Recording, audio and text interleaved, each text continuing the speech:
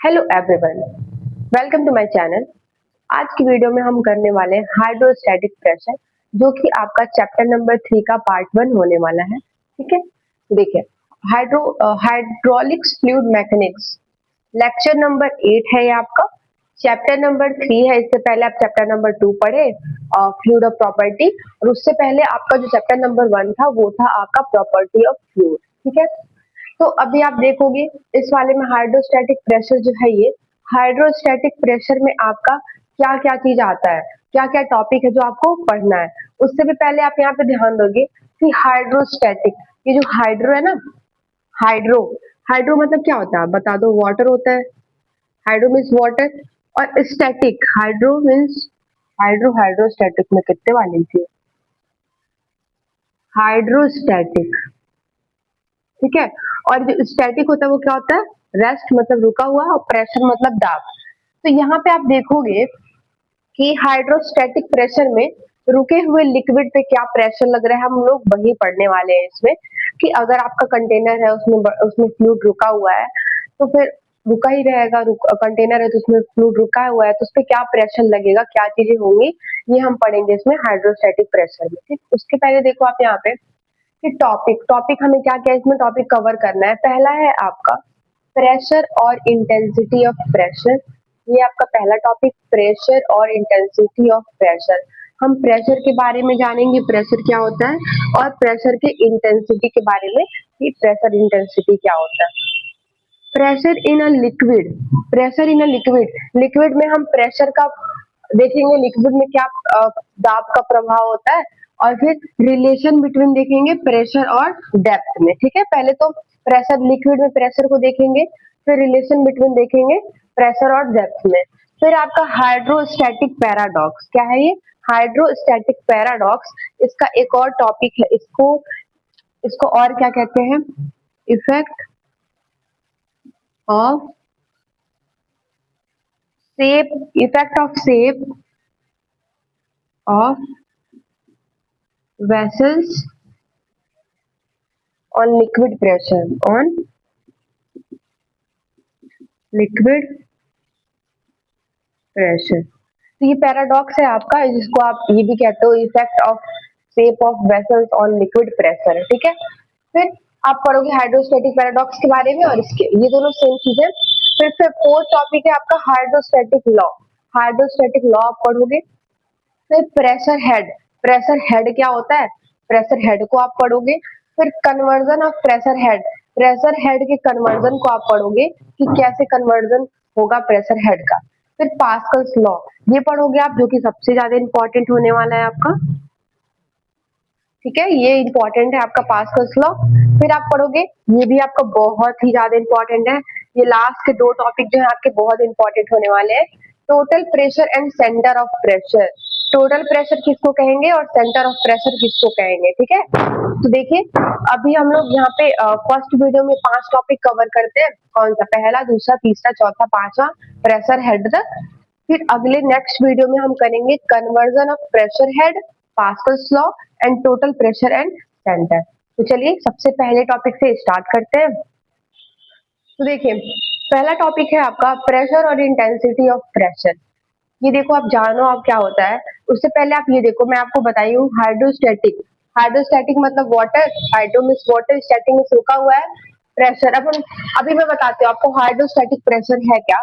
तो ये बताइए मुझे, अगर मान लीजिए आपका एक फ्लूइड है, ठीक है, एक फ्लूइड है आपका, ये कोई फ्लूइड है जो कि रेस्ट पोजीशन पे है, तो किसमें होगा, ये कंटेनर में ही होगा, जाहिर सी बात है। तो ये जो कंटेनर में फ्लूइड है, ये अपना फोर्स जो है कंटेनर में चारों तरफ लगा रहा है। ठीक है, ये जो फ्लूइड है अपना खुद के वेट की वजह से ये कंटेनर में चारों तरफ कुछ ना कुछ फोर्स लगा रहा है। जो फ्लूइड यहाँ पे रुका हुआ है, रेस्ट में है। तो ये जो मान लीजिए ये जो है आपका एरिया ऑफ किसी एरिया पे है ये, और ये कोई फोर्स लगा रहा है। हाँ, तो कोई फोर्स लगा रहा है, ये जो फ्लूइड अपने चारों तरफ कोई फोर्स लगा रहा है, तो वही यहाँ पे कहा गया है क्या, हाइड्रोस्टैटिक प्रेशर। ठीक है, कि रुका हुआ फ्लूइड जो है यहाँ पे, इसका कोई अपना एक वेट है, अपना कोई एक प्रेशर है, जो कि वो कंटेनर के चारों तरफ अपना एक प्रेशर लगा रहा है, उसी को हम कहते हैं हाइड्रोस्टैटिक प्रेशर। ओके, चलिए तो फिर ये देखते हैं ये क्या है आपका प्रेशर और इंटेंसिटी ऑफ प्रेशर। देखो आप पहले तो आप जानो प्रेशर क्या होता है। Pressure is equal to force upon area, जिसका एसआई यूनिट होता है न्यूटन मीटर पर सेकेंड। अब इसको पढ़ो। Pressure is defined as a normal force. Pressure define किया गया है कि एक नॉर्मल फोर्स है। प्रेशर क्या है? ये एक नॉर्मल फोर्स है exerted by fluid per unit area, जो कि आपका फ्लूइड के पर यूनिट एरिया पे लगता है। समझ में आई मेरी बात? यही है प्रेशर, आपका एक फोर्स है जो कि आपका फ्लूइड के एक एरिया पे लगता है। ठीक है, तो वही आपका P is equal to force upon area, जिसका एसआई यूनिट है newton metre per metre square. SI unit तो आपका हो गया न्यूटन पर मीटर स्क्वायर, इसको आप पास्कल में भी लिख सकते हो। ये पास्कल के इक्वल ही होता है। इतना क्या होता है? पास्कल के इक्वल ही होता है। तो इधर अगर आप देखो यहाँ पे, तो किलो पास्कल में अगर आप इसको लिखते हो तो किलो पास्कल में क्या हो जाएगा? 10⁻³ pascal is equal to 10⁻³ newton metre square. ठीक है, पर मीटर स्क्वायर हो जाएगा ये। फिर इसको आप 1 बार में, आपको पता है प्रेशर का यूनिट पास्कल बार भी होता है, तो 1 bar is equal to 10⁵ pascal होता है, और is equal to 10⁵ newton metre square भी हो जाएगा। रही बात कन्वर्जन में आप लोगों को दिक्कत आने की, तो इसमें मुझे नहीं लगता दिक्कत आना चाहिए, क्योंकि मानो ये आपका अगर ये न्यूटन मीटर स्क्वायर है, अगर इसको आप बताना है कि जैसे पास्कल है ना, पास्कल को किलो पास्कल में आप चेंज करोगे, तो आपको पता है 1 मीटर में 1 ग्राम में कितना किलोग्राम, तो 1000 से उसको आपको अगर डिवाइड कर दो, मल्टीप्लाई कर दो, जैसा आपको बोला गया। अगर ग्राम से आपको किलो में करना है तो आप डिवाइड करो 1000 से, अगर आपको ग्राम से किलो में करना है तो आप इंटू करो 1000 से। मतलब ये कन्वर्जन जो है थोड़ा बेसिक होता है, तो मैं कन्वर्जन ये सोच के चलो कि आपको आता है, तो फिर आप एसआई यूनिट याद कर लो। फिर एसआई यूनिट बहुत इंपॉर्टेंट, जब क्वेश्चन सॉल्व करेंगे तो उसमें बहुत ही इंपॉर्टेंट है। बिना एसआई यूनिट लगाने से, बिना यूनिट, हाँ क्वेश्चन पे डिपेंड करता है आपको एसआई यूनिट में आंसर लाना है कि एमकेएस से या फिर सीजीएस में। नॉर्मली तो हम लोग एसआई में ही लिखते हैं, बट क्वेश्चन में अगर आपको बोल देता है तो आप क्वेश्चन में सीखना होगा, जैसे एसआई यूनिट, इंटरनेशनल स्टैंडर्ड, फिर है एमकेएस यूनिट, तो ये है आपका, फिर सीजीएस यूनिट है ना। ये आपका क्या होता है? ये मीटर किलो सेकंड में, फिर ये आपका सेंटीग्राम सेकंड में, तो ये सब चीजें आपको थोड़ा सा ध्यान देना पड़ता है। ठीक है, तो दूसरे टॉपिक की तरफ बढ़ते हैं। तो मैं प्रेशर इन अ लिक्विड, और आप पहले देखो प्रेशर इन अ लिक्विड और relation between pressure and depth. इधर आप ध्यान दो। अगर तो ये आपका एक कंटेनर है, कंटेनर में आपका फ्लूइड भरा हुआ है। मान लो ये आपका कंटेनर है, इसमें आपका एक फ्लूइड भरा हुआ है। ठीक है, इसका अपना एक खुद का वेट होगा, है ना। इसका अपना खुद का वेट होगा, इस फ्लूइड का अपना खुद का वेट होगा। तो ये कंटेनर के चारों तरफ क्या लगा रहा होगा? एक प्रेशर लगा रहा होगा। क्या प्रेशर लगा रहा होगा? चारों तरफ ये अपना एक प्रेशर लगा रहा होगा। ठीक है, तो वही यहाँ पे बताया गया pressure in a liquid. Liquid में प्रेशर का कैसे लगता है, मतलब कि अपना एक इसका वेट है वो लगा रहा है इसमें प्रेशर। ठीक है, इसका आपको एक एरिया है, जैसे कि यहाँ पे सिलेंडर में ले ली हूँ, सिलेंडर में आपका लिक्विड भरा हुआ है और एक हाइट पे लिक्विड भरा हुआ है। फिर यहाँ पे आपका जो इसमें है एक एरिया पे जो है आपका इसमें लिक्विड भरा हुआ है। तो अभी आप आगे पढ़ोगे, all fluid exert pressure due to their weight. सारे लिक्विड जो होते हैं अपना प्रेशर एक्सर्ट करते हैं खुद के वेट की वजह से। Therefore the pressure at any point inside a liquid, तो इसके वजह से जो भी आपका लिक्विड होता है अंदर एक पॉइंट पर, to the weight of the liquid above the point, वो एक पॉइंट के लिक्विड के अबव, उसका जो वेट होता है वो पॉइंट के अबव होता है। ठीक है, consider a liquid filled up with a height inside a right cylinder vessels. यहाँ पे आप वही कह रहा है कि समझिए यहाँ पे आपका एक लिक्विड भरा हुआ है किसी एक हाइट पे। ठीक है, इसका एक आपका यहाँ पे एरिया ऑफ दिया हुआ है, तो यहाँ पे देखो इसका कुछ डेंसिटी होगा, डेंसिटी आप मान लो रो, कुछ इसका area of bottom of vessels होगा, जो आपकी आपका बॉटम का है वेसल्स ए। ठीक है, ग्रेविटी ऑफ एक्सेलरेशन आपको पता है जी से, ये ए, ये रो। फिर आपको पता है यहाँ पे सेल्फ वेट ऑफ लिक्विड, किसी का भी सेल्फ वेट क्या होता है? W is equal to rho mg, W is equal to mg होता है, किसी का भी अपना एक weight W is equal to mg होता है। अब इधर अगर ध्यान दो तो W is equal to mg है, तो आपको पता है rho is equal to mass upon volume. तो अगर मास को एक साइड करो तो mass is equal to rho भी मिल जाएगा, तो यहाँ पे आप m, यहाँ पे m की जगह पे पुट करो रो जी वी, यही ना हो जाएगा आपका रो वी। और रोजी को हम साइड में लिखे क्योंकि हमें पता है अभी आगे चल के W इज इक्वल टू रोजी होता है। तो देखो, हाँ तो यहाँ पे हम आए तो यहाँ पे देखो W इज इक्वल टू, अब वॉल्यूम है, अगर यहाँ पे देखो वॉल्यूम इसका देख रहे हैं हम लोग, तो वॉल्यूम क्या होता है? Length into breadth into height ही होता है। देखो वॉल्यूम आपका क्या होगा? L इंटू बी आपका A है into H, L into B A ही तो है इंटू एच हो जाएगा, ये हो जाएगा आपका वॉल्यूम। तो यहाँ पे हम लिख दिए क्या, A into H, A into H, ठीक है। और ये हो गया आपका रोजी है ही यहाँ पे। अब आपको यहाँ पे ध्यान दो, तो प्रेशर इंटेंसिटी पे आओ। प्रेशर इंटेंसिटी अगर आप यहाँ पे देखो, ये तो आपका हो गया W is equal to A H rho g हो गया, ठीक है। अब अगर आप यहाँ पे प्रेशर इंटेंसिटी पे आओ, तो आपको पता है, ध्यान दो, किसी को भी लेके चल रहे हैं, प्रेशर आपका क्या होता है, force is equal to pressure is equal to force upon area, जिसका आपको पता है कि फोर्स क्या हो जाएगा आपका W, और W हो जाएगा, और आपका जो A है वो क्या हो जाएगा, A हो जाएगा, ठीक है। प्रेशर के फॉर्म में लिखेंगे तो W हो जाएगा अपॉन A, मतलब ये जो आपका एरिया है, ठीक। अब देखो P is equal to A है आपका, A हो गया, ये आपका क्या है पूरा, ये आपका W तो है पूरा, तो W की जगह पे ये पूरा रखे अपॉन A, ए से ए कट गया, तो आपको मिला P is equal to pressure intensity is equal to rho G H. बात समझ में आई? तो प्रेशर इंटेंसिटी आपको क्या मिला, रो जी एच। ये आपको ध्यान रखना है कि प्रेशर इंटेंसिटी होगा आपका रो जी एच। अभी आप आगे अगर देखो, तो यहाँ पे तो आपको पता है ये कि unit of weight, unit weight क्या होता है आपका, यूनिट वेट जो होता है आपका W इज इक्वल टू रोजी, यही तो होता है, W इज इक्वल टू रोजी ही होता है। अब इसमें अगर आप ध्यान दो यहाँ पे, तो P है is equal to W H ही तो हो जाएगा, ये रोजी की जगह पे हम लोग W रख दिए, तो डब्ल्यू एच हो गया, ये स्मॉल W होता है। अब देखो, अब इसमें अगर आप देखो यहाँ पे ध्यान से, तो P इज इक्वल टू आपको क्या क्या मिल रहा है, rho g H is equal to W H, ये हो जाएगा आपका रिलेशन, ठीक है। ये दोनों ही प्रेशर, इसमें प्रेशर का यहाँ पे प्रेशर इंटेंसिटी का दो आ रहा है आपका, कौन सा, W is equal to rho g और is equal to W H आ रहा है यहाँ पे, ठीक है। तो ये चीज आपका था प्रेशर इन अ लिक्विड और relation between pressure and depth. I hope आप लोगों को ये समझ में आया होगा बहुत अच्छी तरीके से। तो चलिए नेक्स्ट वाला करते हैं, 3 वाला क्या था आपका, प्रेशर हेड, जिसको आप स्मॉल एच से डिनोट करते हो। देखो इसमें आप मानो यहाँ पे एक वेसल लो, ठीक है, एक आप कंटेनर ले लिए, इसमें आपका फ्लूइड भरा हुआ है, ठीक। इसमें आप पढ़े हो प्रेशर इंटेंसिटी में कि आप इसका कोई एक वेट होगा, ये अपना वेट क्या, यहाँ पे एक प्रेशर लगाएगा सेल्फ, यहाँ पे एक आपका ये प्रेशर लगा रहा है, जिसको आप प्रेशर इंटेंसिटी बोल रहे थे, और ये फ्लूइड जो है आपका एक हाइट पे होगा, ठीक है। अब अगर आप ध्यान दो, प्रेशर इंटेंसिटी आप पढ़े हो, P is equal to rho G H, ठीक है। अब H को एक साइड रखो, P अपॉन रो जी रख दो, एक अपॉन में चला जाएगा, तो यही आपका कहलाएगा प्रेशर हेड। ये जिस हाइट पे फ्लूइड है वही आपका प्रेशर हेड कहलाएगा। तो प्रेशर हेड और कुछ नहीं है, pressure head of a liquid is a ratio of pressure intensity, pressure head is a ratio of pressure intensity and weight density of unit weight, okay, unit weight, यही चीज आपका होता है, weight density और यूनिट वेट आपका दोनों same चीज है।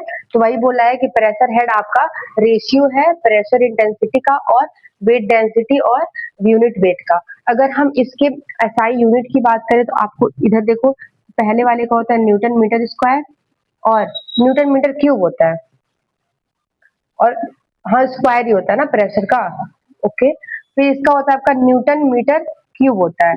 अब इसमें ध्यान दो अगर आप, तो यहाँ पे आपका ये से ये कट जाएगा, तो यहाँ बचेगा m, सब कट ही जाएगा, तो यहाँ बचेगा आपका m मीटर, तो इसका यूनिट क्या हो जाएगा, मीटर, ठीक है ना। आपको ये चीज देखना था, प्रेशर है जितना ही है। चलिए टॉपिक है हमारा hydrostatic paradox, effect of shape on vessels on liquid, ठीक है। तो इसमें देखो आपको देखना क्या है कि आपका डिफरेंट वेसल्स, आप लोग ये कह रहे हो क्या, ये डिफरेंट आपका वेसल्स है, ठीक है। ये आपका डिफरेंट कंटेनर है किसी किसी अलग अलग शेप का। अब इसमें देखो, इसमें जो फ्लूइड भरा हुआ है, जो भी फ्लूइड है वो किसी एक हाइट तक भरा हुआ है, और इसमें सारे क्या है, सेम फ्लूइड है, ठीक है। इसमें आपका ये जो फ्लूइड है वो किसी एक हाइट तक इक्वल, एक हाइट पे इक्वल हाइट पे भरा हुआ है, और इसमें जितने भी हैं सारे सेम फ्लूइड है। तो आप अभी इससे पहले पढ़े हो pressure intensity is equal to rho G H, यही तो पढ़े हो। अब देखो ये P है आपका डेंसिटी पे भी है, और यही P आपका ग्रेविटी पे भी, और यही P आपका P है ये, और ये भी P आपका H पे भी डिपेंड करता है। देखो जो डेंसिटी है यहाँ पे, डेंसिटी यहाँ पे, आप बताओ सेम फ्लूइड तो डेंसिटी भी क्या हो जाएगा, सबका सेम हो जाएगा। और G जो है आपका, G तो 9.81 हो जाएगा, क्योंकि ग्रेविटी एक्सीलरेशन आपका पॉइंट यही होता है। हाइट देखो, हाइट भी आपका क्या है, सेम पर है, यहाँ पे हाइट भी आपका सेम है, सारे का हाइट भी सेम है। तो यहाँ पे आप अगर चीज ध्यान दो, तो अगर यहाँ पे सब कुछ देखो, पैराडॉक्स, हाइड्रोस्टैटिक पैराडॉक्स कहता क्या है कि किसी भी कंटेनर, कोई भी अलग अलग शेप का कंटेनर हो, अगर उसमें सेम हाइट पर सेम फ्लूइड भरा हुआ है तो वो आपका हाइड्रोस्टैटिक पैराडॉक्स कहलाता है। इसमें देखो, ये इंटेंसिटी ऑफ ए इक्वल हो जाएगा इंटेंसिटी ऑफ बी के, इक्वल हो जाएगा intensity of pressure intensity of C के, इक्वल हो जाएगा प्रेशर इंटेंसिटी ऑफ डी के, इक्वल हो जाएगा प्रेशर इंटेंसिटी ऑफ ई के। ठीक है, तो यही है आपका, इसमें क्या कहते हैं, ये सारे इसमें प्रेशर इंटेंसिटी इक्वल हो जाएंगे।